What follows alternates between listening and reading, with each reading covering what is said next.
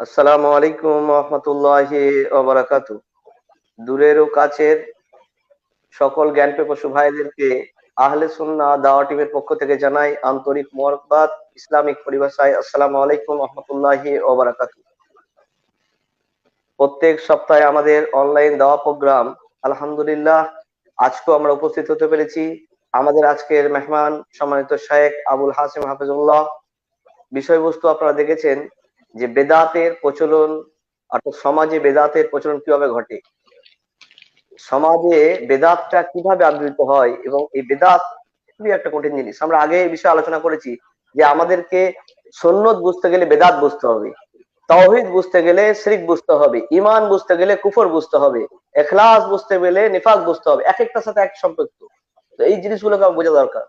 যেহেতু বেদাত সম্পর্কে মোহাম্মদ রাসূলুল্লাহ সাল্লাল্লাহু আলাইহি ওয়াসাল্লাম যখন খুতবাতুল হাজা কোরআন আয়াতের পরে পরে বলতেন, কি বলতেন? যে ফাইন্না খায়রুল হাদিসি কিতাবুল্লাহ ওয়া হাদি মুহাম্মাদিন সাল্লাল্লাহু হাদি মুহাম্মদ সাল্লাল্লাহু আলাইহি সাল্লাম ওয়া শাররুল উমুরি মুহদাসাতুহা কুল্লু বিদআহ ওয়া কুল্লু বিদআতিন দালালা ওয়া কুল্লু দালালাতিন ফিন্নার। সমস্ত বেদাত হচ্ছে পথভ্রষ্টতা। কিন্তু আজকে কিছু সমাজে আপনার হচ্ছে জাহেল আলেম যারা আছে, তারা এই বেদাতকে ভালো বেদাত খারাপ বেদাত এই দিয়েছে। অথচ যে বেদাত সম্পর্কে মোহাম্মদ রাসূলুল্লাহ সাল্লাল্লাহু আলাইহি ওয়াসাল্লাম বলেন কুল্লু বিদআতিন দালালা, সমস্ত বেদাত হচ্ছে পথভ্রষ্টতা।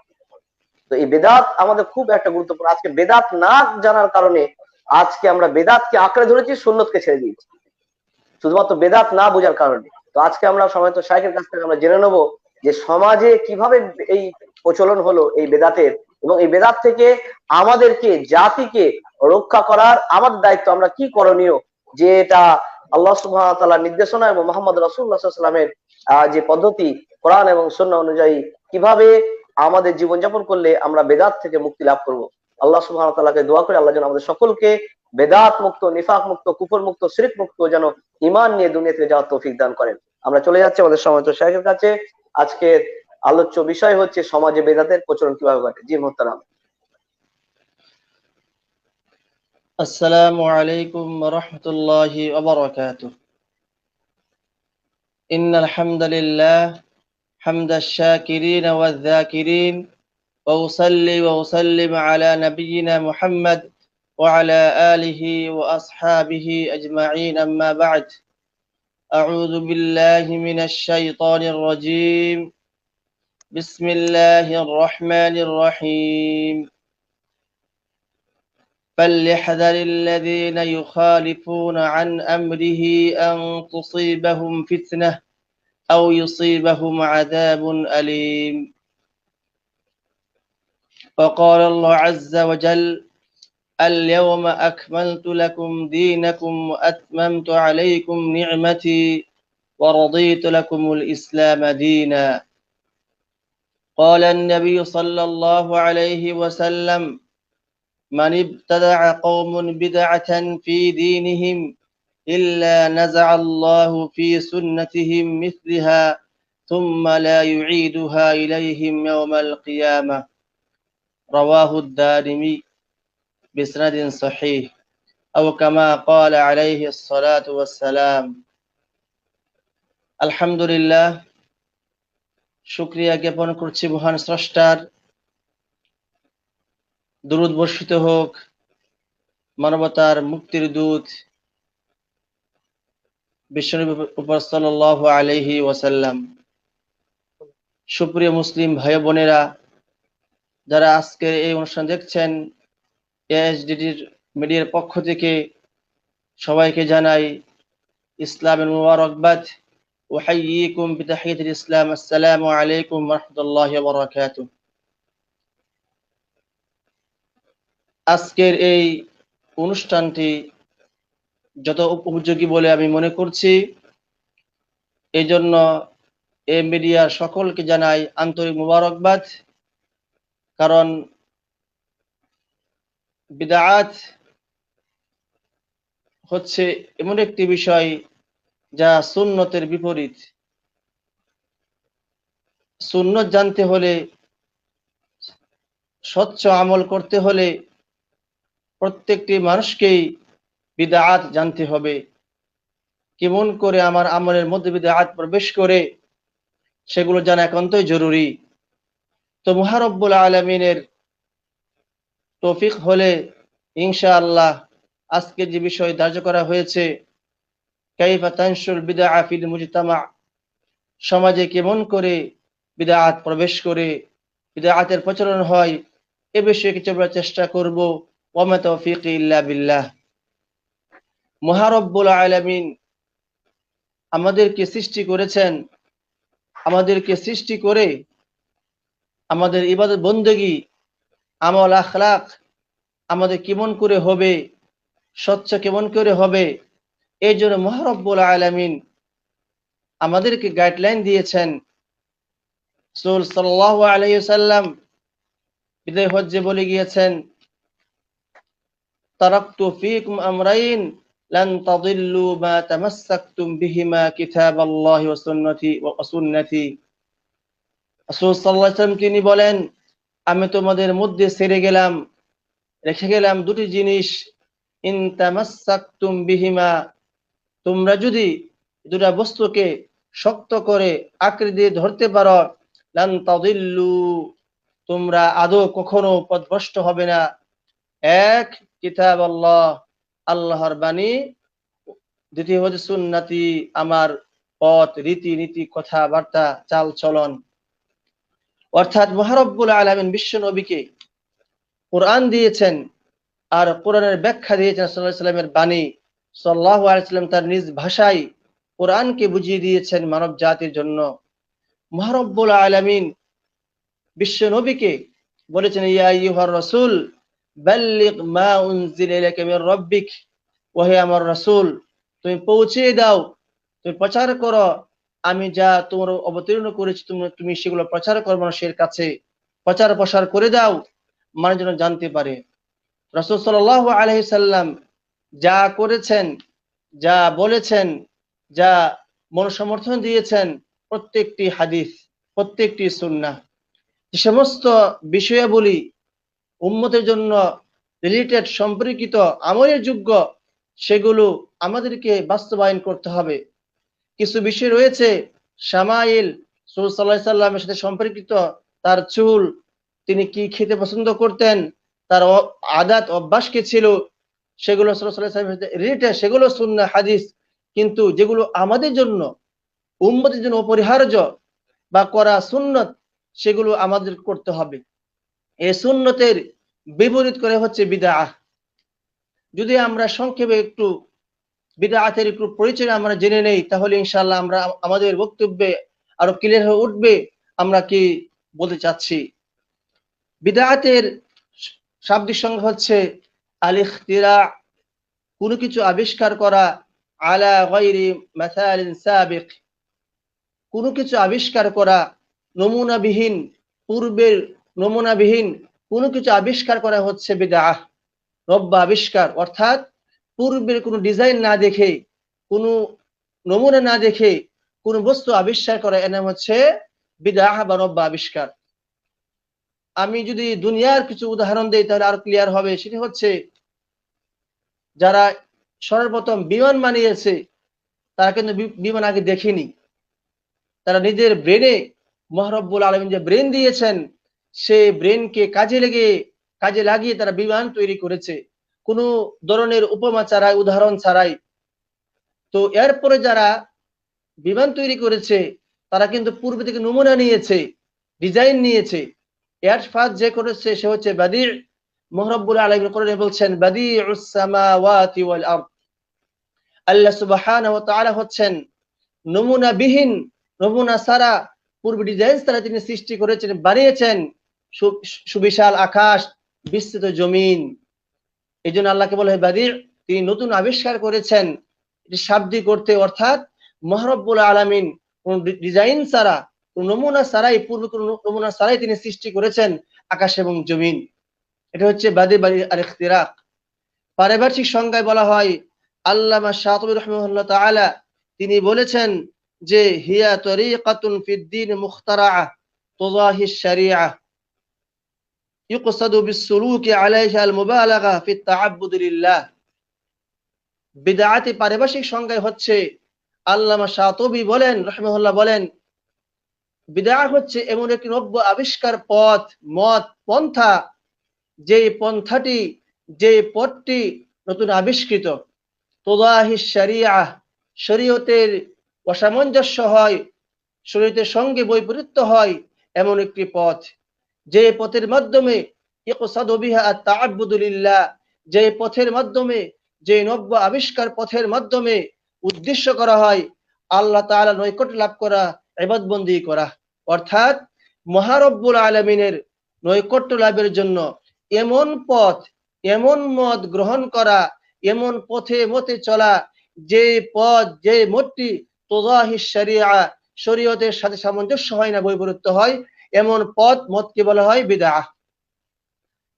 এ বিষয়ে বিদআত আমরা কেমন করে চিনব, এ চিনার বিষয়ে আল্লামা ইবনে উসাইমিন রাহিমাহুল্লাহ তাআলা তিনি একটি মূলনীতি দিয়েছেন। সেটি হচ্ছে, তিনি বলছেন, কুল্লু শাইইন বুজিদা সাবাবুহু ফি জামানি রাসূলিল্লাহ, সাল্লাল্লাহু আলাইহি সাল্লামের যুগে যে আমলের কারণ বিদ্যমান ছিল, ওয়ালাম ইয়াফআলহু, তিনি ওই কারণটি, তিনি ওই আমলটি তিনি করেননি, এমন কোন আমল যে আমলের কারণ বিদ্যমান ছিল রাসূলের যুগে, কিন্তু তিনি ওই আমল তিনি নিজে করেননি, যদি ওই আমলটি আমরা করি, সেটা হচ্ছে বিদআহ। এটা হচ্ছে বিদআত চিনার উপায়, অর্থাৎ যে আমলটি রাসূল করেননি, সাহাবায়ে কেরাম করেননি, যদি আমরা ওই কারণটি আমরা করি, এটা হবে বিদআহ, অগ্রহণযোগ্য। আর বিদআতের কোনো আমল গ্রহণযোগ্য হয় না। আমরা সবাই একটি হাদিস শুনে থাকি, এই মর্মে বুখারীর হাদিস রয়েছে, আম্মা জানা আয়েশা বলেন, রাসূল সাল্লাল্লাহু আলাইহি ওয়াসাল্লাম তিনি বলেছেন, মান আহদাথা ফি আমরিনা হাযা মা লাইসা ফিহি ফাহুয়া রাদ্দুন, বুখারীর বর্ণনা, যে যে ব্যক্তি, মান আহদাথা, যে ব্যক্তি নতুন আবিষ্কার করলো, যে ব্যক্তি ইসলামের মধ্যে, মা লাইসা ফিহি ফাহুয়া রাদ্দুন লাইসা আলাইহি আমরুনা, যে বিষয়টি আমার ধর্মের মধ্যে ছিল না, যে বিষয়টি আমার ধর্মের মধ্যে নেই, ওই বিষয় যদি কোনো কেউ অ্যাড করে, যোগ করে, আবিষ্কার করে, যে অগ্রহণযোগ্য, প্রত্যাখ্যানযোগ্য, মারদুদ, সেটা গ্রহণযোগ্য হবে না। কারণ ইসলাম একটি কমপ্লিট ধর্ম। মহারব্বুল আলামিন বিশ্ব নবীর মাধ্যমে ইসলামকে পরিপূর্ণ করে দিয়েছেন।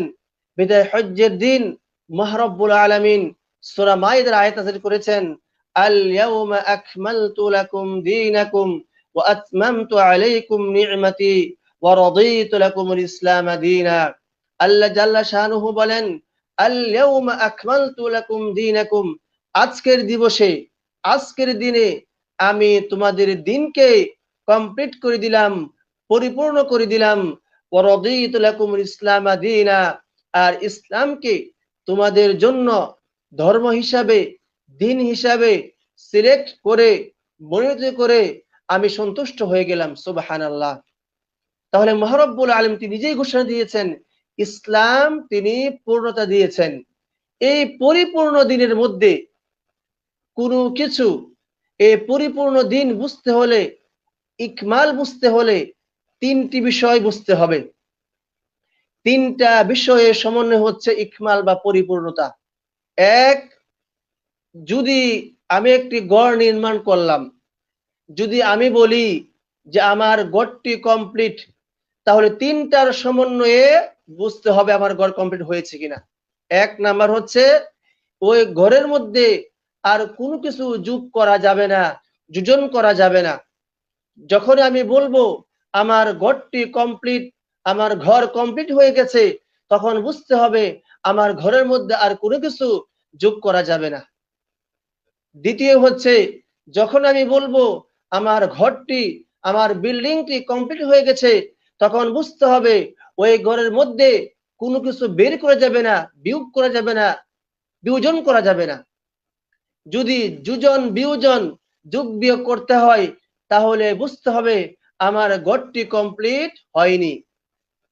আমার ঘরের মধ্যে আমি যোগও করলাম না, বিয়োগও করলাম না, কিন্তু মনে হয়েছে আমি যে ফ্যানটি জুড়িয়েছি, আমি যে গেটটি এখানে স্থাপন করেছি বা লাগিয়েছি, এই গেট, এই ঘরের মধ্যে এই স্থানে শোভা পায় না, সুন্দর দেখায় না, মনে হয় ওই দিকে নিলে সৌন্দর্য দেখা যাবে, অর্থাৎ কোনো কিছু হেরফের করার যদি সুযোগ থাকে তাহলেও কমপ্লিট হবে না, যোগও করা যাবে না, বিয়োগও করা যাবে না, কোনো হেরফেরও করা যাবে না।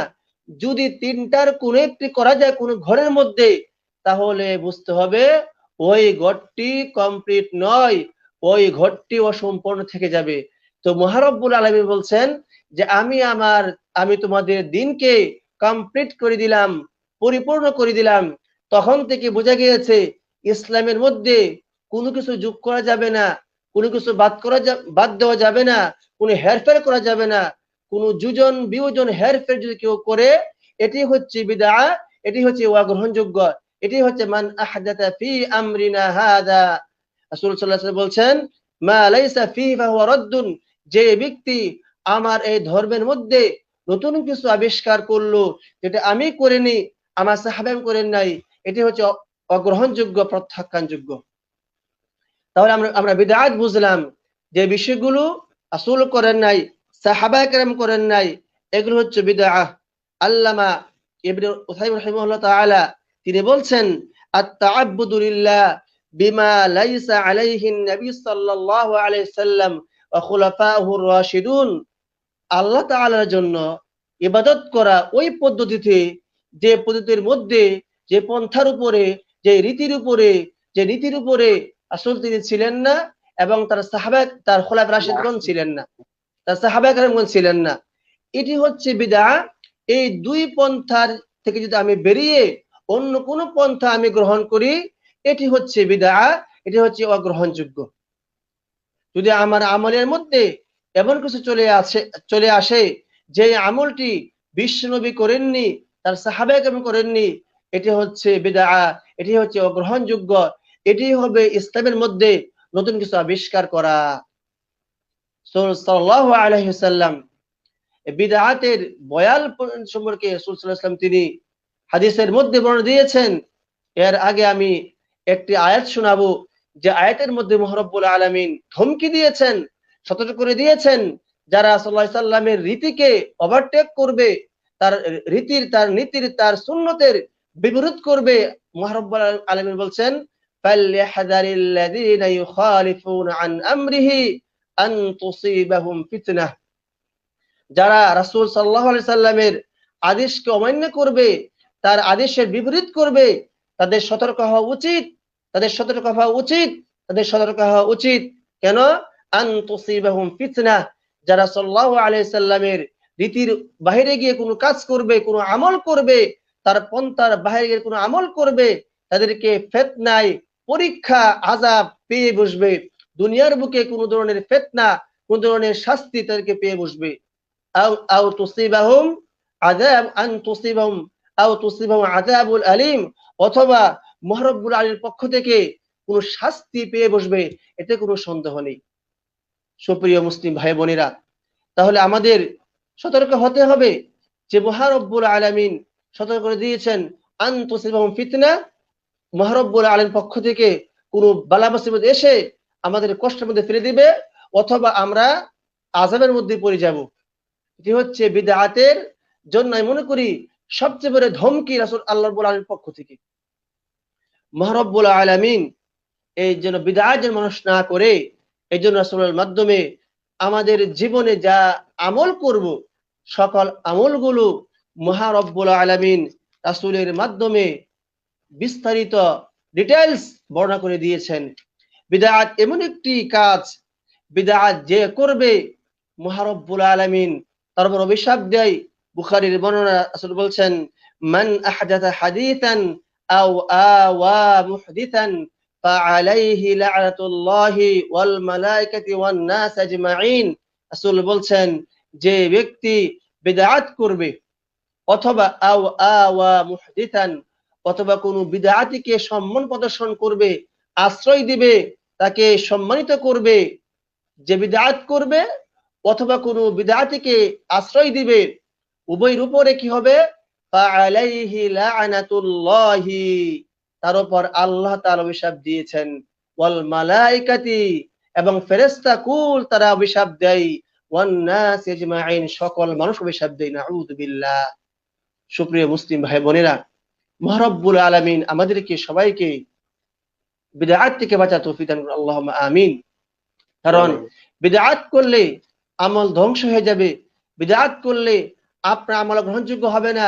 আল্লাহ সুবহানাহু ওয়া তাআলা বলেন, ইয়া আইয়ুহাল্লাযীনা আমানু আতিউল্লাহ ওয়া আতিউর রাসূল ওয়া লা তুবতিলু আ'মালাকুম। ওহে আমার ইমানদারেরা, যারা ঈমান এনেছো, তোমরা আতিউল্লাহ, তোমরা আল্লাহর আনুগত্য করো, ওয়া আতিউর রাসূল, এবং রাসূলের আনুগত্য করো, ওয়া লা তুবতিলু আ'মালাকুম, তোমরা তোমাদের আমলগুলো বাতিল করিও না। অর্থাৎ আল্লাহ তাআলার আনুগত্য করলে সফলতা আছে, রাসূলের আনুগত্য করলে সফলতা আছে, এবং এই মহারব্বুল আলামিন এবং রাসূল আনুগত্য না করে অন্য কোনো পন্থায়, অন্য কোনো তরিকায়, অন্য কোনো রীতিতে আমল করলে সেটি হবে আমাদের আমল বাতিল। ওয়ালা তুবতিলু আ'মালাকুম, অন্য কোনো পন্থায় রাসূলের আনুগত্য না করে, আল্লাহর আনুগত্য না করে, রাসূলের আনুগত্য না করে, তৃতীয় থার্ড পারসনের আনুগত্য করে তোমরা তোমাদের আমলগুলো বাতিল করিও না। এজন্য সুপ্রিয় মুসলিম ভাই বোনেরা, আমাদের খেয়াল করতে হবে যেন আমাদের আমলের মধ্যে কোনোভাবে বেদাত না ঢোকে। আমরা আর দুই একটি হাদিস বলে আমরা চলে যাব সমাজে কেমন করে বিদআতের প্রচলন হয়েছিল বা হচ্ছে বা হবে, ইনশাআল্লাহ এই বিষয়ে আমরা আসতেছি। আর দুই একটা হাদিস বলছে এই সম্পর্কে, বিদআত করলে কত বড় ভয়াবহতা আমাদের জন্য, এ বিষয়ে দুই একটা হাদিস বলবো। হাদিসটি রয়েছে দারিমিতে, হাদিসের সনদ সহিহ। আল্লামা দারিমি তিনি তার গ্রন্থে উল্লেখ করেছেন, তিনি বলছেন, মানিবতাদা কওমুন বিদআতান, যখন কোন গোষ্ঠী, কোন দল বিদআত করে, ইল্লা নাযাআল্লাহ ফি দীনহিম, তাদের দিনের ক্ষেত্রে এখানে একটি বিষয় ক্লিয়ার করতে হবে। অনেকে আমরা বিদআত কাকে বলে সেটি বুঝি না। আমরা বলি মসজিদ করা তো বিদআত, মসজিদ টাচ করা তো বিদআত, মাদ্রাসা করা বিদআত, মাইক দিয়ে আযান দেওয়া বিদআত। আল্লাহ রাসূল বলছেন ফি দীনহিম, যে ব্যক্তিদের ধর্মের মধ্যে বিদআত করবে, ধর্মের মধ্যে এক জিনিস, ধর্মের জন্য আরেক জিনিস, ধর্মকে প্রচার করতে, ইসলামকে প্রচার করতে, ইবাদত করার মধ্যে, উপকরণের মধ্যে বিদআত নাই। বিদআত হচ্ছে স্বয়ং কাজের মধ্যে আমি কোনো পন্থা উপায় গ্রহণ করলাম, উপকরণ গ্রহণ করলাম, উপকরণের মধ্যে বিদআত হয় না, বিদআত হয় কর্মের মধ্যে। এই পার্থক্য না বোঝার কারণে আমাদের দেশে এক শ্রেণীর ভাইয়েরা, হ্যাঁ, তারা মানে বলে বেড়ায় যে তোমরা তো বিদআত করো, তো বিদআত বলো, তুমিও তো বিদআত, তুমিও তো রাসূলের যুগে হও নাই, রাসূলের যুগে এই প্লেন ছিল না, তুমি প্লেন উঠে কেন, গাড়ি ছিল তুমি গাড়ির মধ্যে উঠে কেন, রাসূলের যুগে ফ্যান ছিল না, ফ্যান চালাও কেন, এই যে বিষয়টি বলে, মাইক দিয়ে আজান দেও কেন, এই বিষয়ে বিস্তারিত কথা আছে। এক শ্রেণীর রেজবির গোষ্ঠী তারা রয়েছে, তারা মাইক দিয়ে আজান দেবে বিদআত মনে করে। এটি হচ্ছে ইসলামকে প্রচার করার একটি মাধ্যম, বিদআত হবে না। রাসূল বলছেন মানিবতাদা কওমুন বিদআতান ফি দীনহিম, যারা তাদের ধর্মের মধ্যে, যে জাতি, যে গোষ্ঠী তাদের ধর্মের মধ্যে বিদআত করবে, ইল্লা নাযাআল্লাহু মিন সুন্নাতিহিম মিসলিহা, মহারব্বুল আলামিন মিসলাহা, মহারব্বুল আলামিন কি করবেন, তাদের যে পরিমাণ বেদাত করবে, নাযাআল্লাহু মিন সুন্নাতিহিম মিসলিহা, মহারব্বুল আলামিন ওই পরিমাণ সুন্নতকে উঠিয়ে নেবেন। নাউযুবিল্লাহ। যে জাতি যে পরিমাণ বেদাত করবে, যে জাতি যে পরিমাণ বেদাত করবে, মহারব্বুল আলামিন ওই জাতির মাঝখান থেকে, বা যে দল, যে গোষ্ঠী, যে ব্যক্তি যে পরিমাণ বেদাত,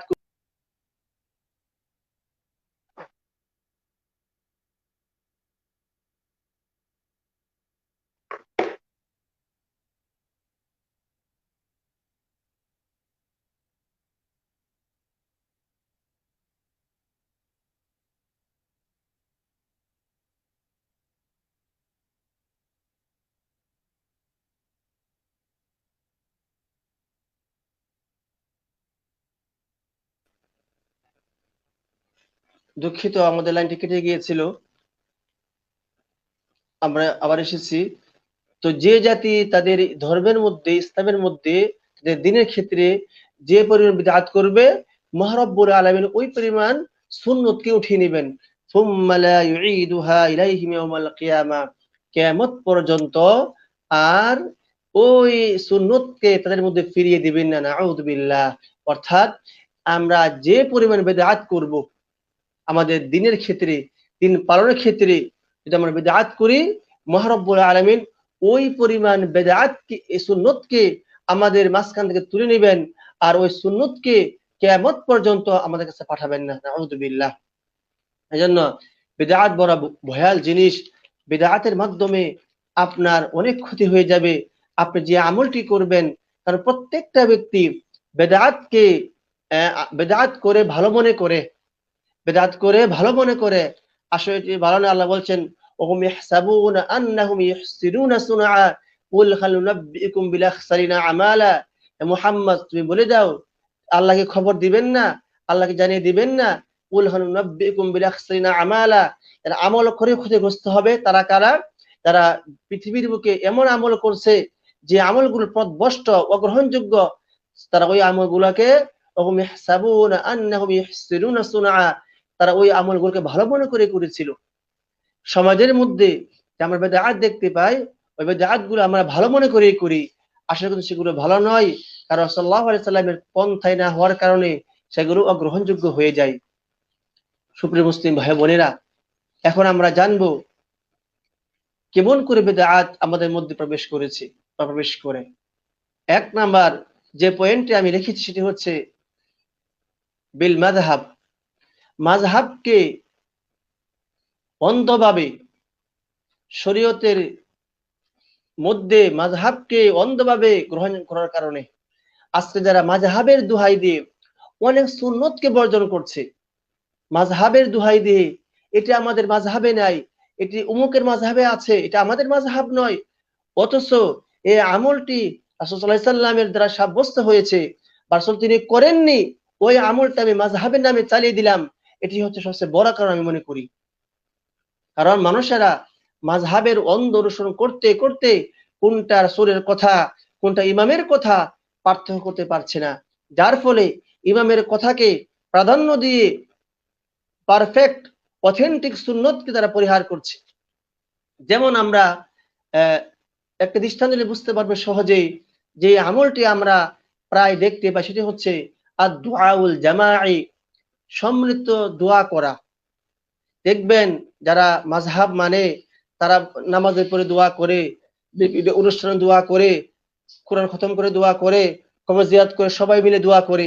এই যে পদ্ধতি, তারা বলবে সেটা আমাদের মাযহাবে আছে, মাযহাবের ইমামরা করেছে, মাযহাবের দোহাই দিয়ে মানুষের বিদআত করে। এভাবে সমাজের মধ্যে বিদআতের রীতিনীতি প্রচলন হয়ে যায়। কারণ যখন মাযহাবের কথা বলবে তখন সবাই গ্রহণ করে নেয়। আরে বড় আলেম বলেছে, ইমাম আবু হানিফা রাহিমাহুল্লাহর কথা দিয়ে উদ্ধৃতি দিয়ে তারা বলেছে, এই কথা বিশ্বাস মানুষ সহজে করে নেয়। তো মাযহাবের দোহাই দিয়ে আমরা ইসলামের মধ্যে বা সমাজে সহজেই বিদআতের বীজ আমরা বপন করতে পারি বা করছে অনেকে আলেমরা।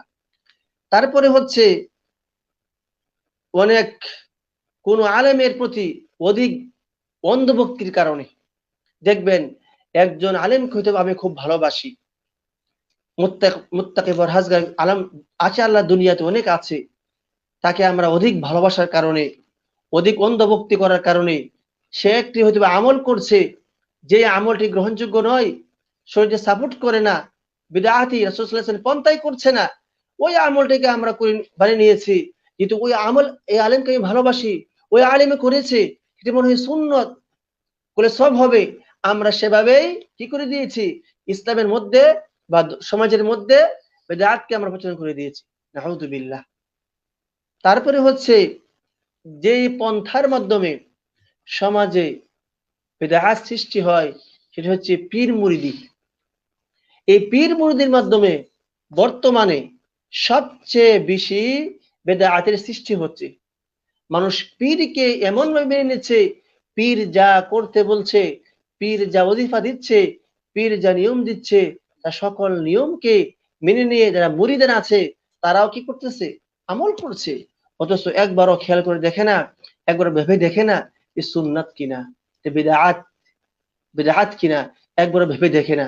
তারা মনে করেছে আমার পীর যা বলেছে, আমার পীর যা বলবে সবাই আমাকে করতে হবে, কারণ পীর মিথ্যা বলবে না, পীর ধোঁকা দিবে না, পীর সাল্লাল্লাহু আলাইহি সাল্লামের পরিপন্থী কাজ করবে না। অথচ অনেক পীর আছে হক্কানি নাম দিয়ে বিভিন্ন তরিকা বিভিন্ন দোয়ার সিস্টেম বানিয়ে নিয়েছে, বিভিন্ন ভাবে জিকিরের সিস্টেম বানিয়ে নিয়েছে। এই সিস্টেম গুলো পীরদের মধ্যে পাওয়া যায়, ওই সিস্টেম গুলো রাসূল করেন নাই, সাহাবায়ে কেরামগণ করেন নাই। তাই আমাদেরকে এই পীর মুরিদের পথা থেকে বেরিয়ে এসে রাসূলের পন্থায় আসতে হবে। তারপরে যে কথা আমি বলবো, যে পদ্ধতিতে যেভাবে আমাদের সমাজে বিদআত প্রবেশ করেছে সেটি হচ্ছে তরিকা। বিভিন্ন এক তো মাযহাব, আবার মাযহাবের মধ্যে বিভিন্ন তরিকা আছে, বিভিন্ন পথ আছে। এক এক তরিকার এক এক রীতি, নাউযুবিল্লাহ। যে রীতিগুলো, যে তরিকাগুলো, যে সিস্টেমগুলো, যে ওয়েগুলো রাসূলের যুগে ছিল না।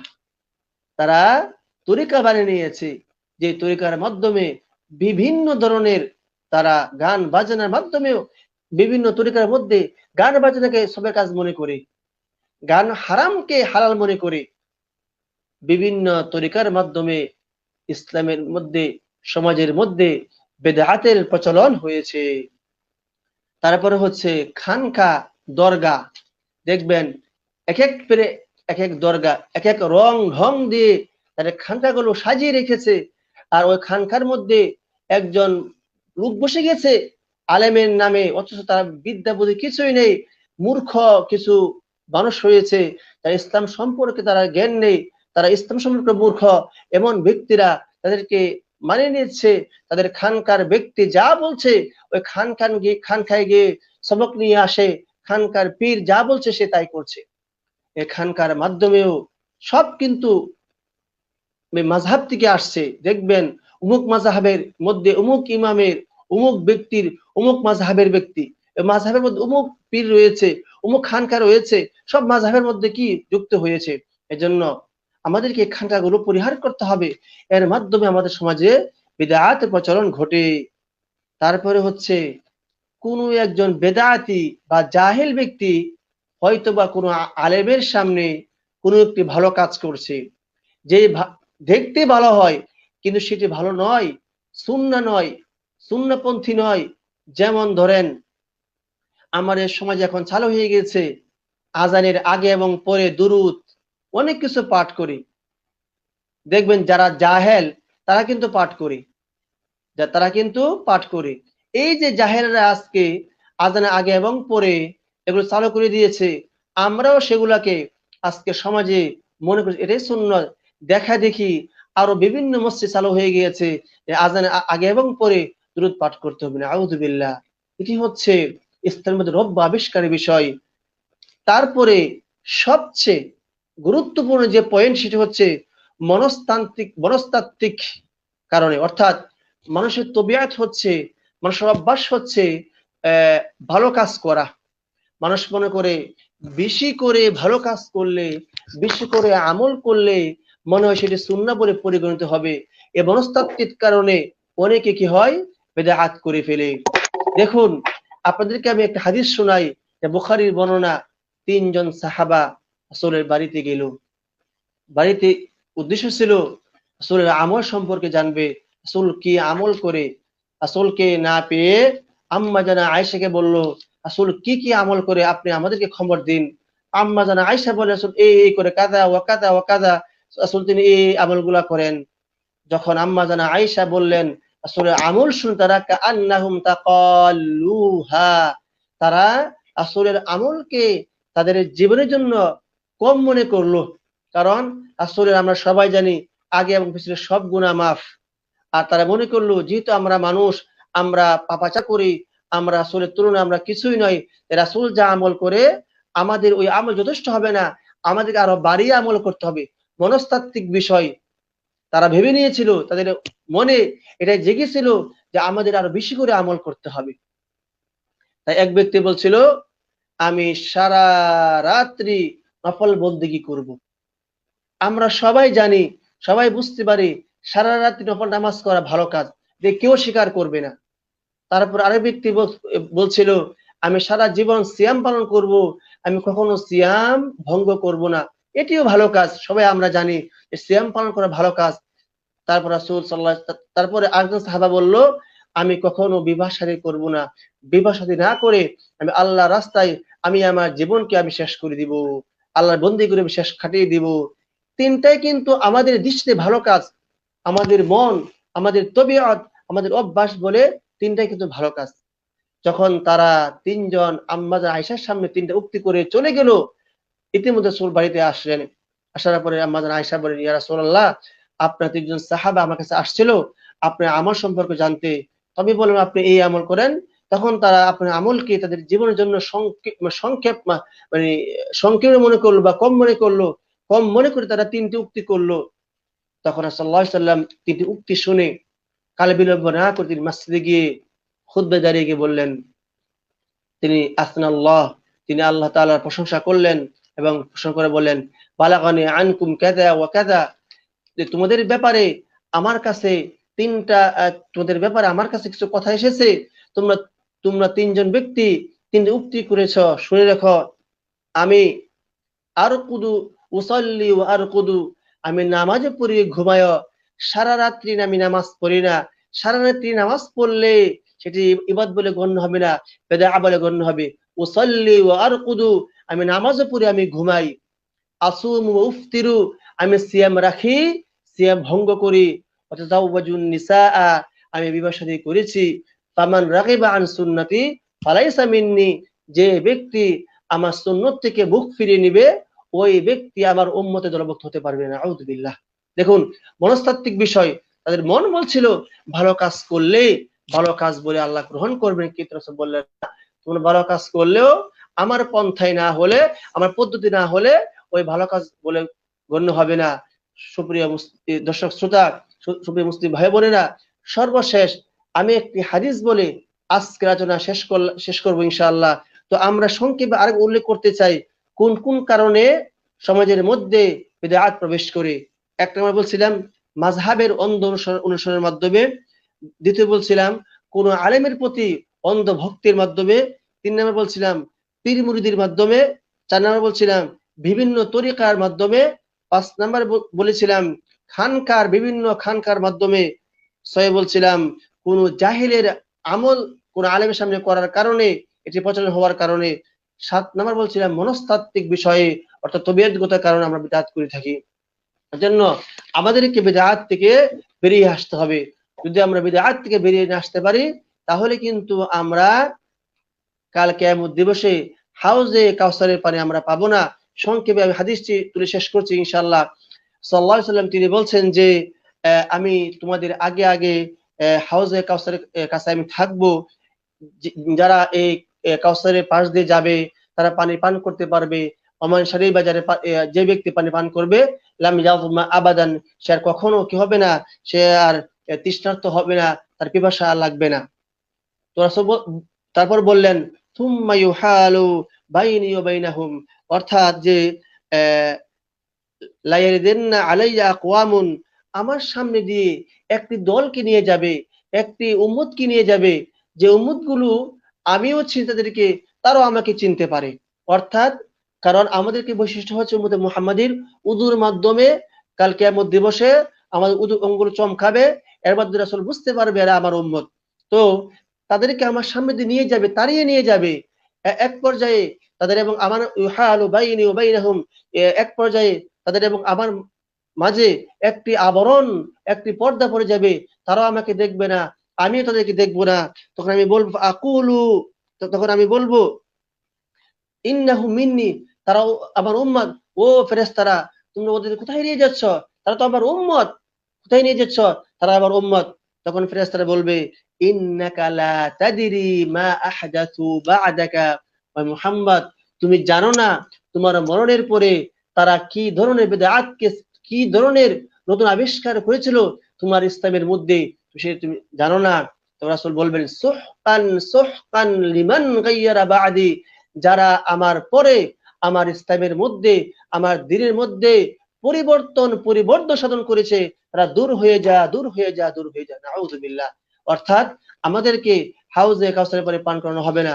তাই সুপ্রিয় মুসলিম ভাই বোনেরা, আমরা আজকে জানলাম বিদআত একটি ভয়াল একটি বিষয়, যার মাধ্যমে আমার আমল নষ্ট হয়ে যাবে এবং এও আমরা জানলাম কেমন করে আমাদের আমাদের সমাজে বিদআত প্রবেশ করেছে।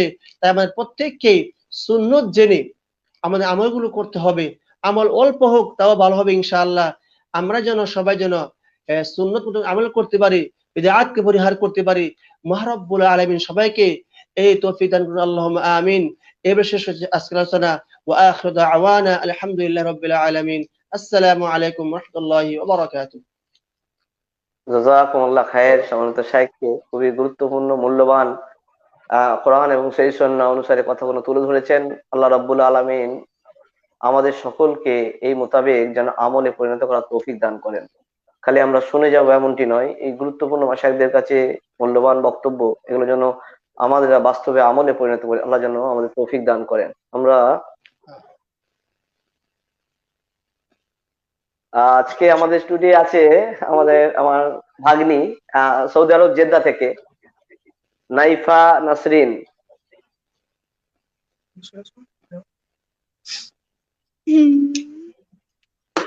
নাইফা সালাম দাও, ক্যামেরাটা সোজা করো নাইফা। ওয়ালাইকুম আসসালাম ওয়া রাহমাতুল্লাহ। নাইফা, তোমার কাছ থেকে আমরা শুনবো সূরাতুল ফাতিহা with meaning English. Are you ready? ইনশাআল্লাহ। Are you ready? Okay. Okay, can you start? Okay.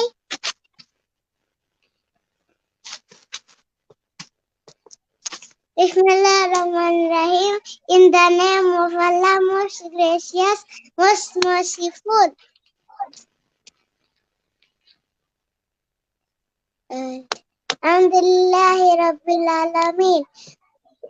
Praise be to Allah, the cherisher and sustainer of the worlds.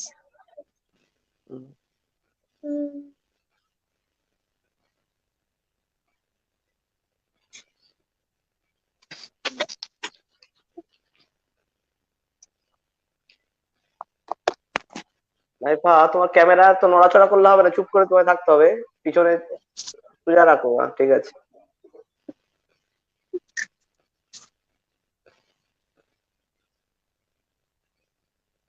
বলো।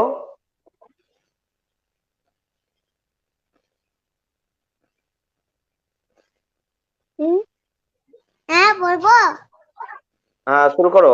প্রথম থেকে শুরু করো, আবার তোমার কেটে গেছিল, প্রথম থেকে শুরু করো। ঠিক আছে। Bismillahirrahmanirrahim. In the name of Allah, most gracious, most merciful.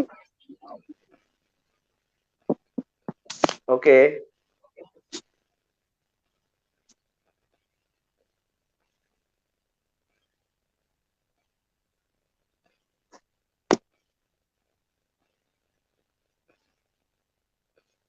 বলে যাও। Alhamdulillahi Rabbil Alameen. Praise be to Allah, the serious and sustainer of the worlds.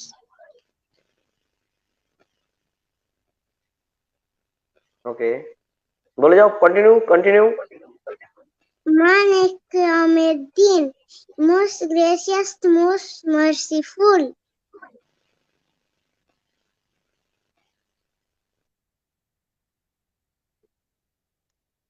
বলো। Iyyaka na'budu wa iyyaka nasta'in. Master of the day of judgment. No. This is wrong. Maliki Yawmiddin, master of the day of judgment. Number 5. Iyyaka na'budu wa iyyaka nasta'in. Iyyaka na'budu wa iyyaka nasta'in.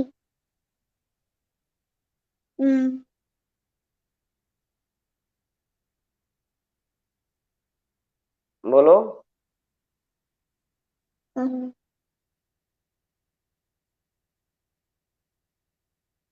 Did we worship? Did we worship and tonight we seek?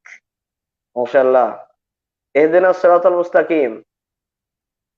Ihdina as-siratal mustaqim. الذين أنعمت عليهم না, ইহদিনাস সিরাতাল মুস্তাকিম এটার meaning show us the straight way. show us the straight way. Next সিরাতাল লাযিনা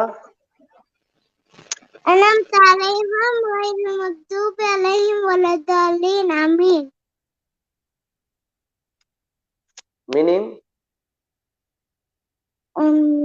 The way of those on whom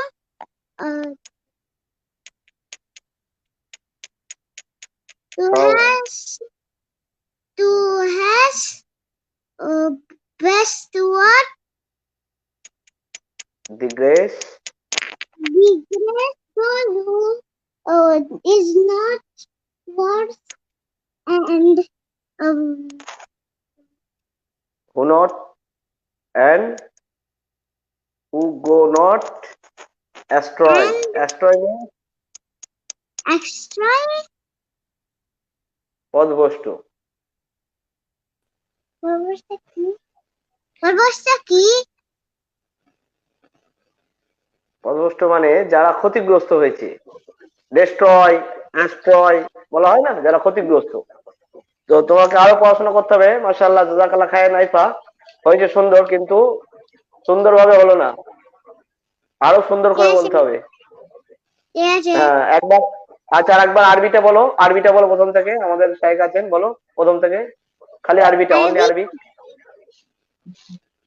বিসমিল্লাহিররহমানিররহিম আলহামদুলিল্লাহি রাব্বিল আলামিন আর-রহমানির-রহিম মালিকি ইয়াউমিদ্দিন ইয়াকা না'বুদু ওয়া ইয়াকা নাস্তাঈন ইহদিনাস সিরাতাল মুস্তাকিম সিরাতাল লাযিনা আন'আমতা আলাইহিম গায়রিল মাগদুবি আলাইহিম ওয়ালাদ-দাল্লিন আমিন।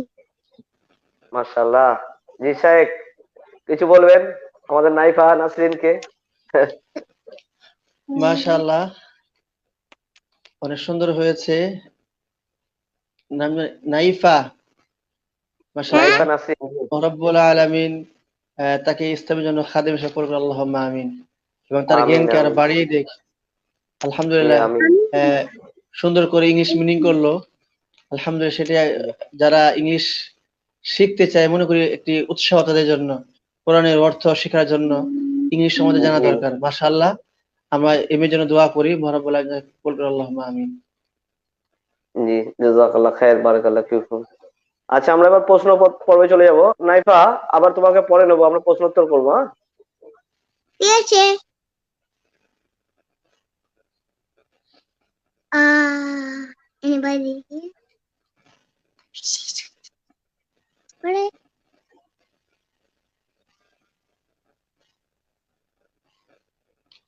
নিশ্চয়ই আমরা চলে যাব প্রশ্নতে। এবার প্রশ্ন আমাদের করেছে অনেক ভাই, আমরা প্রশ্নগুলো নিয়ে নেব।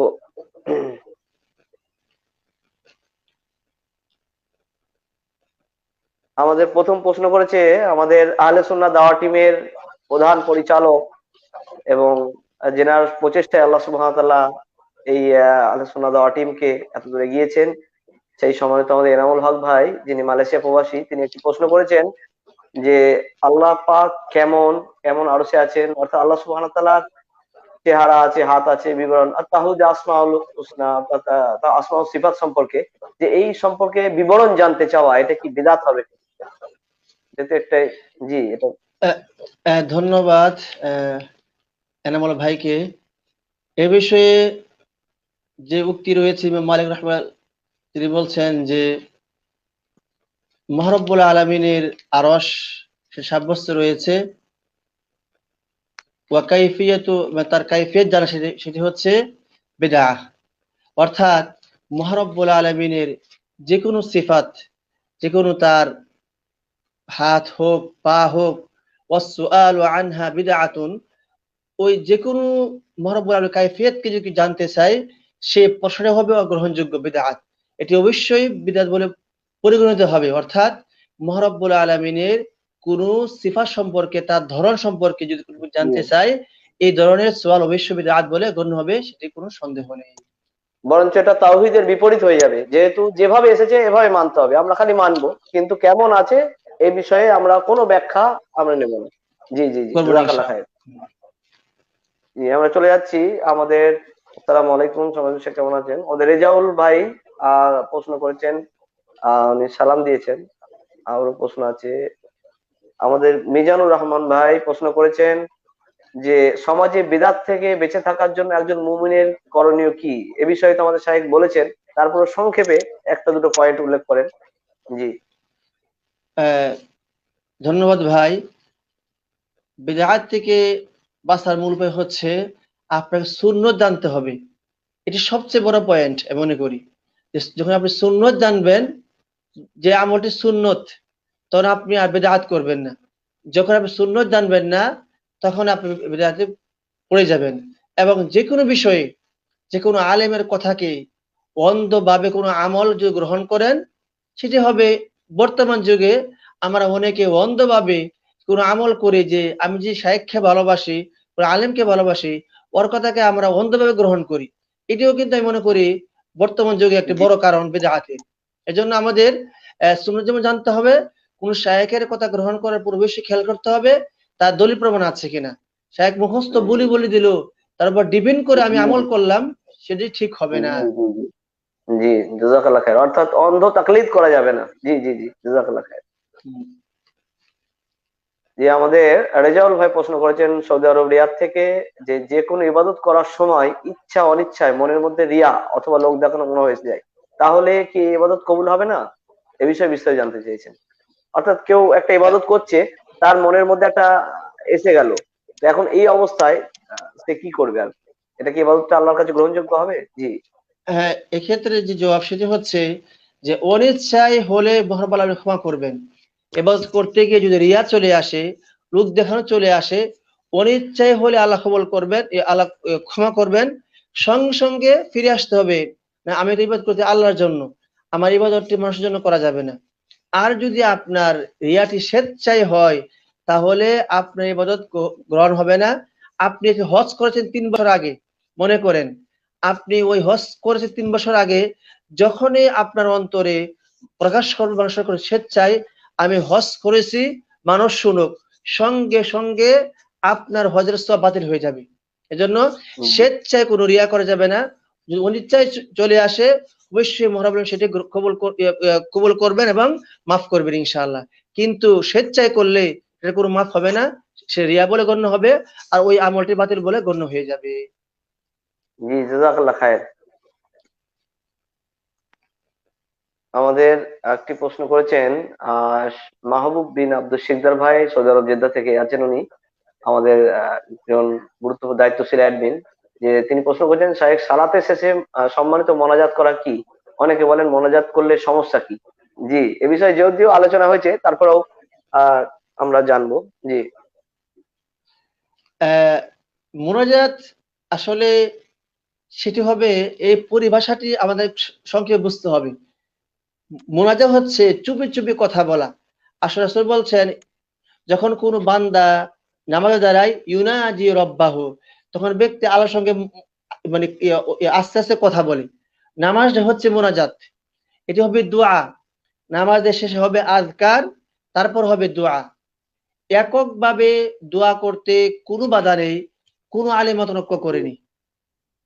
জি আল দোয়াউল জামাই, যেখানে ইখতিলাফ হচ্ছে সেখানে হচ্ছে সম্মিলিত দোয়া করা।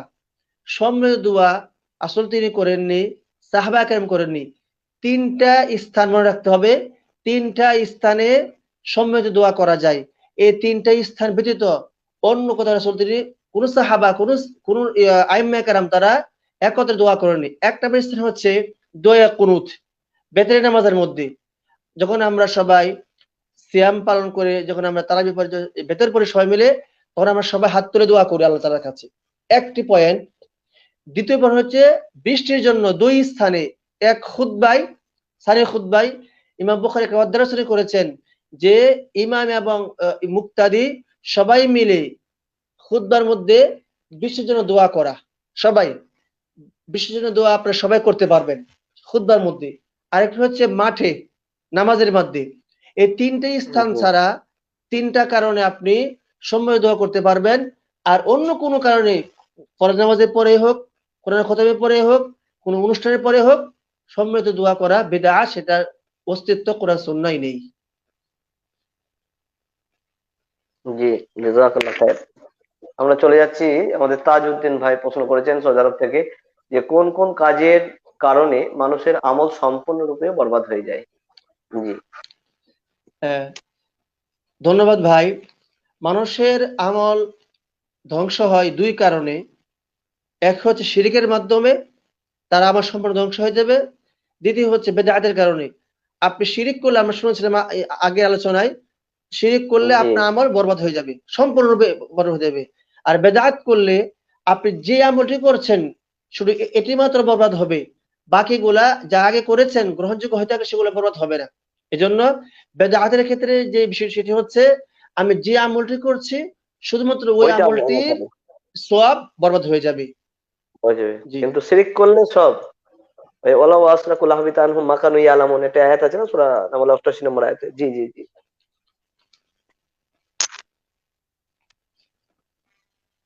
আমাদের আর ভাইদের প্রশ্ন আছে কি দেখে নিচ্ছে একবার।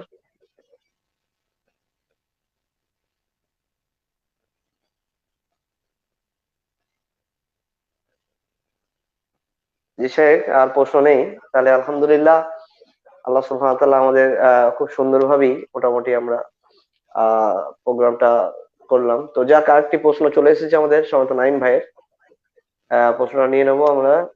নাইম ভাই প্রশ্ন করেছেন যে আমার জানার বিষয়, মাদ্রাসার সম্পত্তি বিক্রি করে মসজিদের কাজে লাগানো যাবে কি? জি। মাদ্রাসার সম্পত্তি যদি সে ওয়াকফ হয়, তাহলে ওই ওয়াকফের যে মালিক, তিনি যদি মনে করেন যে আমি ওয়াকফ করেছিলাম মাদ্রাসার জন্য, এখন সেটি বর্তমানে মাদ্রাসার প্রয়োজন নেই, মসজিদের প্রয়োজন, জি সেক্ষেত্রে কেবলমাত্র পারবে। আর অনর্থক কোনো ওয়াকফ করা সম্পত্তি নিজের কাজে ব্যবহার করতে পারবে না। সেটি যদি মসজিদে একান্ত যদি জরুরি হয়ে পড়ে সেক্ষেত্রে পারবে, অন্যতে পারবে না। কারণ সে ওয়াকফ করেছে আল্লাহর জন্য, ওই ওয়াকফ সে আর নিজের জন্য গ্রহণ করতে পারবে না। কারণ একটি দান করলে ওই দানের মধ্যে আর ফিরে যাওয়া হচ্ছে কুকুরের যে ভূমি করে, ভূমির ওই ভূমির নেই যে কুকুর ভূমিকে আবার খায়, তো ওই ব্যক্তি যে ব্যক্তি দান করে আবার নিয়ে নিবে তার মতোই হয়ে যাবে। এই জন্য মাদ্রাসার সম্পত্তি যদি একান্তই প্রয়োজন হয়, যে মাদ্রাসার কাজে লাগছে না, ওটা মসজিদের জন্য প্রয়োজন, আর কোনো উপায় নেই, তখন বিক্রি করে মসজিদের কাজে লাগানো যাবে ইনশাআল্লাহ, কোনো সমস্যা হবে না। জাযাকাল্লাহ খায়ের। আমাদের সম্মানিত মাহবুব সিকদার ভাই আরেকটি প্রশ্ন করেছেন যে আমাদের পিতামাতার জানাজা থেকে কবর পর্যন্ত যদি আমরা মসজিদ ইমামকে নিয়ে আসি, তো এই কাজটা যদি আমরা করি, তাহলে কোনো মাদ্রাসায়, অর্থাৎ যদি আমরা কোনো মাদ্রাসায় লেখাপড়া করি নাই, হুজুর ছাড়া কি আমরা মায়ের দাফন করতে পারবো? জি। প্রশ্নটা মানে ক্লিয়ার আমি বুঝতে পারিনি আওয়াজের কারণে। মানে যে মাহবুব সিকদার ভাই বলতে চাইছেন যে আমরা হুজুর নিয়ে জানাজা পড়াই, দাফন করাই, তাই না? তো আমরা মাদ্রাসায় পড়িনি, যে আমরা কি আমার পিতামাতা মারা গেলে আমরা তার জানাজা, তার দাফন করতে পারবো? উত্তম এটা আমল, সন্তান এটা করবে, এটা তো উত্তম। যদি আপনার যোগ্যতা থাকে ইমামতি করতে পারবেন। আপনি হ্যাঁ, মাদ্রাসায় কেন, অবশ্যই যদি অবশ্যই আপনার যোগ্যতা থাকে, আপনি মাদ্রাসায় না পেরেও যদি আপনার যোগ্যতা, আপনি কাবা শরীফ ইমামতি করতে পারবেন। ইসলাম বাধা দেয় অবশ্যই না, আলহামদুলিল্লাহ। ইসলাম জি। যোগ্যতা হলে আপনি করতে কোনো সমস্যা নেই, ইমামকে আনার প্রয়োজনই আপনার নেই। জানতে হবে। জি জি, জাযাকাল্লাহ খায়ের। জি জি জি, ধন্যবাদ। আর এক ভাই প্রশ্ন করেছেন, আমি জানতে চাই স্ত্রী কি স্বামীর পোশাক পরতে পারে? আচ্ছা, দেখুন, পোশাকের যে মূলনীতি সেটি হচ্ছে পুরুষের আলাদা পোশাক আর নারীর মহিলাদের আলাদা পোশাক। এখন স্ত্রী কি স্বামীর পোশাক পরতে পারবে? এখন কোন পোশাক সে পরবে, এক। দ্বিতীয় কথা হচ্ছে সে পোশাক পরে সে কি করতে চায়। একটি আছে স্বামীর সাথে আমি একটু মজা করলাম, সেটি বৈধ হতে পারে, কিন্তু সে পোশাক পরে সে রাস্তাঘাটে ঘুরে বেড়াবে, এটি সম্পূর্ণ হারাম, এতে কোনো সন্দেহ নেই। এমনি স্বামীর সাথে একটু মিজাহ করার জন্য, একটু আনন্দ ফুর্তি করার জন্য, এক্ষেত্রে শুধুমাত্র বৈধ হতে পারে বলে আমি মনে করি। এছাড়া আর বৈধ হবে বলে আমার মনে হয় না যে সেটা পরে আমি রাস্তায় ঘুরে বেড়াবো বা এমনিতে আমি সর্বদা পরবো, সেটাও ঠিক হবে না, কারণ পুরুষের পোশাক তো সে হয়ে যাচ্ছে। এর জন্য খেয়াল জি রাখতে জি, হবে, এটা যেন আমার পুরুষের সঙ্গে সাদৃশ্য না হয়ে যায়, খেয়াল রাখতে হবে ইনশাআল্লাহ। জাযাকাল্লাহ খায়ের। আমাদের চলে যাচ্ছে একটি প্রশ্ন, শেখ আসগার আলী ভাই, সৌদি আরব থেকে, রিয়াদ থেকে প্রশ্ন করেছেন যে আমাদের সমাজে শরীয়তের বিদাতের কথা বললে তারা দুনিয়ায় নিত্য নতুন আবিষ্কার করে বলে এটাও বেদাত, এ সম্পর্কে বলবেন। অর্থাৎ যে বিষয়ে আমরা আগেই বললাম, যে বলে না মাইক বেদাত, হ্যাঁ মাধ্যম বেদাত নয়, হ্যাঁ এই হ্যাঁ বিষয়ে আমরা আলোচনা করতে আগে। হ্যাঁ, আমরা বেদাত আলোচনা তখনই করেছি হবে যখন কোনো, আমরা মাইকটা সবের কাজে ব্যবহার করি না। মসজিদে মার্বেল সবের কাজে, যে এমন কোনো কথা নেই যে মার্বেলে সেজদা দিলে বেশি সব আর মাটিতে দিলে কম সব, প্লেনে গেলে বেশি জি সব, জি ট্রেনে গেলে সব। এগুলো মাধ্যম বেদাত হয় না। বেদাত তখনই হবে যখন কোনো কাজ আমরা করছি ইবাদত হিসেবে এবং সেটাকে সবের আশায়, এটা মাধ্যম। সহিহ সহিহ যেমন হাদিসের মধ্যে এসছে যে বুখারী হাদিস, যে রাসূল সাল্লাল্লাহু আলাইহি ওয়াসাল্লাম বলেছেন উঁচু জায়গায় যাও এবং আজান দাও। তাই আমরা মাইক আজান দিচ্ছি, উদ্দেশ্য একই, যে উঁচু জায়গায় দেওয়া মানে আওয়াজটা পৌঁছানো। তো আমরা ব্যবহার অবস্থা করেছি পৌঁছানো। মাইক যাতে করে দূরে পৌঁছানো যায়। এগুলো যারা বলে জি জি যে এই বেদাত, এই আমাদের উদাহরণ দেয় না, তোমরা বলছো বেদাত চিল্লাচ্ছ, হ্যাঁ তোমরা প্লেন চেপে আসছো, তোমার এগুলো বেদাত হচ্ছে না? ও তোমরা রসুলের যুগে এই প্যান্ট শার্ট ছিল, রসুলের যুগে চিকেন ছিল না, বার্গার ছিল না, হ্যাঁ ব্রুট ছিল না, তাহলে এগুলো কি বেদাত হবে? বেদাতের সংজ্ঞা আমাদের জানতে হবে। এরা যারা না জেনে এই ধরনের করে, আল্লাহ তাদেরকে সেই বুঝদান করুক। জি জাযাকাল্লাহ খায়ের। ধন্যবাদ। আমাদের নাইম ভাই আরেকটু প্রশ্ন করেছেন যে স্ত্রী ও পুরুষের মধ্যে নামাজের পার্থক্য কি? খুব গুরুত্বপূর্ণ প্রশ্ন। জি গুরুত্বপূর্ণ বিষয়টি নিয়ে ইখতিলাফাত রয়েছে। আহ, মৌলিক কোনো পার্থক্য নেই। সল্লু কামা রাআইতুমুনি উসাল্লি, তোমরা ওইভাবে নামাজ পড়ো যেভাবে নামাজ পড়তে দেখো।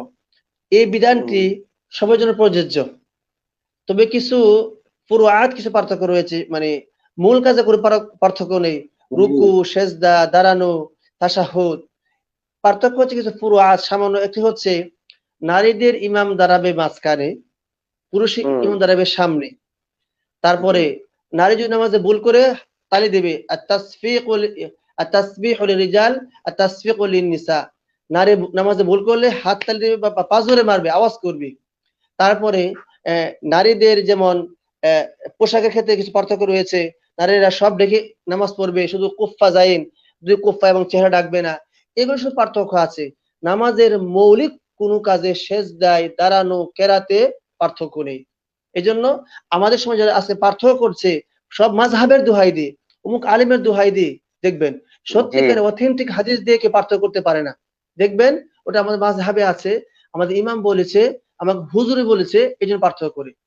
মনে রাখবেন, সত্যিকার যে সুন্নতি নামাজ, নারী এবং পুরুষের মানে নামাজ সমান, নামাজ সমান বিধান, সমান সিস্টেম। সামান্য যে পার্থক্য বললাম, ইমাম দাঁড়াবে মাঝখানে, নারী ইমাম, আর তাদের ভুল হলে থালি দিবে, এবং তারা কেরাত একটু আস্তে আস্তে পড়বে, সজোরে পড়বে। আর তারা আজান দিবে না, একামত দিতে পারবে, আজান দিবে না। এই পার্থক্য সামান্য। জাযাকাল্লাহ খায়ের। জি আমাদের আরেক ভাই প্রশ্ন করেছেন যে অজু করে স্বামীকে চুমু করে সালাত আদায় করতে পারবে? হুম, এ বিষয়ে বুখারী মুসলিম অনেক হাদিস আছে। রাসূল সাল্লাল্লাহু আলাইহি ওয়াসাল্লাম সালাতে যাওয়ার সময় স্ত্রীদেরকে চুমু খেয়ে যেতেন। হ্যাঁ, জি জি, তারপর বলেন। তাকাব্বালা জি বা'দান নিসা। হ্যাঁ, জি, জি, তাই এই মর্মে বুখারী আপনি মুসলিম হাদিস। গুরুত্বপূর্ণ একটি প্রশ্ন করেছেন। এ বিষয়ে হয়তো আমাদের জানা নেই। আসলে উযু ভঙ্গের যে কারণ রয়েছে, এর মধ্যে কিন্তু যে কারণ সেটা হচ্ছে কিছু বের হওয়া, সামনে এবং রাস্তাতে কোনো কিছু বের হওয়া। আপনি চুমু দিয়েছেন, যদি কোনো কিছু বের হয় তাহলে আপনার উযু ভেঙে যাবে। রাসূল সাল্লাল্লাহু আলাইহি ওয়াসাল্লাম জি তিনি কাব্বালা বা'দান নিসাই, সাল্লাল্লাহু আলাইহি ওয়াসাল্লাম তার কিছু বা একজন স্ত্রীকে চুমু দিতে নামাজে গিয়েছেন, যে হাদিসে শাইখ বললেন। অর্থাৎ যদি কিছু বের না হয় তাহলে ইনশাআল্লাহ আপনার উযু ভাঙবে না। আপনি ওই উযু দিয়ে নামাজ পড়তে পারবেন, কোনো সন্দেহ নেই ইনশাআল্লাহ। হুম। কারণ আরেকটা বুখারী হাদিসে, যে আমাদের হাদিসে হাদিস বর্ণনা করছেন আয়েশা রাদিয়াল্লাহু আনহা, যে রাসূল সাল্লাল্লাহু আলাইহি ওয়াসাল্লাম সিয়াম অবস্থায় তিনি চুমু খেয়েছেন, কিন্তু তিনি এখানে লাস্টের যে বলেছেন যে প্রকৃতি নিয়ন্ত্রণে তোমাদের থেকে অধিক সক্ষম। এখানে সাইড যেটা বললেন এটা আমাদের অধিশপ্ত, বুঝতে জি। হবে, যে এই হাদিস এইভাবে চালিয়ে দেবো না যে আমি চুমু খেয়ে নিলাম। যদি আমাদের এমনটি হয়ে যায়, যদি আমাদের শরীর উত্তেজিত হয়, তাহলে যদি যে মজি যেটা বলা হয়, মজি হচ্ছে লাফাক কাপড়, তাহলে সেক্ষেত্রে এক আপনার অজু ভেঙে যাবে। এক জি কথায় যে কোনো পানি বের হোক, তার উযু জি, ভেঙে যাবে আর কি ইনশাআল্লাহ। জাযাকাল্লাহ খায়ের। আমাদের মাহবুব বিন আব্দুল সিকদার ভাই সমাজ সাহেব, পোশাক কি কি শুনলো, যেমন টুপি, লম্বা পাঞ্জাবি?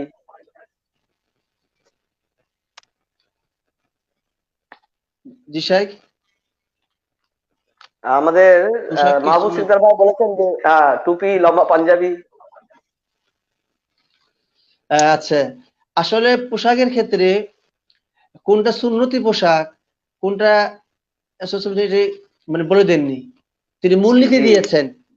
মূলনীতি। পোশাকের ক্ষেত্রে এমন কোন পোশাক নেই যে সুন্নত বলে তিনি বলেছেন, তো তার মূলনীতি আছে। মূলনীতি যেমন পোশাকগুলো ঢিল ডাল হওয়া, পাগড়ি যে পরে, পাগড়ি রাসূলুল্লাহ আদাত ছিলেন, তার আদাতই সুন্নত। কেউ করলে সব জি, পাবে, রাসূলুল্লাহ তিনি কখনো পড়তে বলেন নাই, ছাড়তেও বলেন নাই। তার আদাতই অভ্যাস ছিল পাগড়ি পরা, মাথা ঢেকে রাখা। তো পাঞ্জাবি কিন্তু সেটি মনে হয় পাঞ্জাবি থেকে আসছে, মনে হয় যে এটা আমি শুনেছি, আল্লাহু আলাম। এই পাঞ্জাবি কিন্তু আমি সেটাকে মুসলিম পোশাক বলতে পারবো না, বা রাসূলুল্লাহ পরেছে এটা বলতে পারবো না। তবে এই পাঞ্জাবির মাধ্যমে যেহেতু শরীয়তের মূলনীতির বিপরীত নয়, ঢিলঢাল আছে, জন্য এটা আমরা গ্রহণ করে নিয়েছি। যারা পাকিস্তানে পড়ে তারা কিন্তু পাঞ্জাবি পরে, যারা সৌদি তারা জুব্বা পরে, হুজুর হোক, যে কোনো লেভেলের হোক, একজন কৃষকও কি জুব্বা পরে। এই জন্য এটাকে আমরা ধর্মীয় পোশাক বলবো না, ধর্মীয় পোশাক হবে ওইটাই লিবাসুত তাকওয়া, যে পোশাকের মাধ্যমে ঢিল ঢাল হবে, তাকওয়া অর্জন হবে। টুপি, পাঞ্জাবি, জি, যে কোনো পোশাক উল্লেখ সুন্নায় নেই, এটি আমরা হয়তো বা বানিয়ে নিয়েছি অভ্যাস হিসাবে। তবে যেহেতু এই পোশাকটা বর্তমানে আলেম ওলামা পড়ছে, আমরা এটাকে আমরা ভালো মনে করি, পোশাকে আমরা সুন্দর মনে করি, এটাই আমরা শুধু জি। বলবো।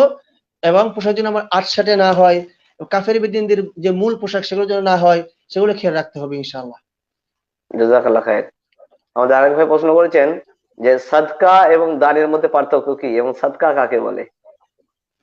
জি, আসলে সাদকা শব্দটি আরবি, দান আরবি, বাংলা। বাংলা দান। জি, জি, জি, জি। বাংলায় দান। এটা বোঝে তবে না বলে, সাদকা, জি, জি, যেটা। হ্যাঁ, সাদকা যদি আবার সাদকার প্রকার বের আছে, ফরজ, হুম, ওয়াজিব বা সুন্নাহ বা হুম, মুস্তাহাব। সাধারণ যে আমরা সদকা করি এগুলো আমরা দানই বলি। শাইখ জি, জি, বলেছেন জি, সেটি হচ্ছে আরবি আর বাংলা পার্থক্য। আসলে আপনি জি। যে প্রশ্ন করেছেন, প্রশ্নের মধ্যে কোনো পার্থক্য নেই, একটি আরবি একটি বাংলা, এই পার্থক্য। হ্যাঁ, আপনার লেখাটাই পার্থক্য। জি, জি, জি, জাযাকাল্লাহ খায়ের। জি জি। আমাদের সমস্ত নাইম ভাই বলেছেন তবলিগ জামাতের লোকেরা কোনো বাড়ির সামনে গিয়ে দাঁড়িয়ে থাকাকে বলে হাজারে আসওয়াদ পাথরের থেকে উত্তম। লা হাওলা ওয়ালা কুওয়াতা। ওই কুওয়াতা ওই ইল্লা হুজুর তো বিল্লাহ। নিজেই জানে না, ওই হুজুর নিজেই জানে না, হুজুর আবার বক্তব্য দেয়।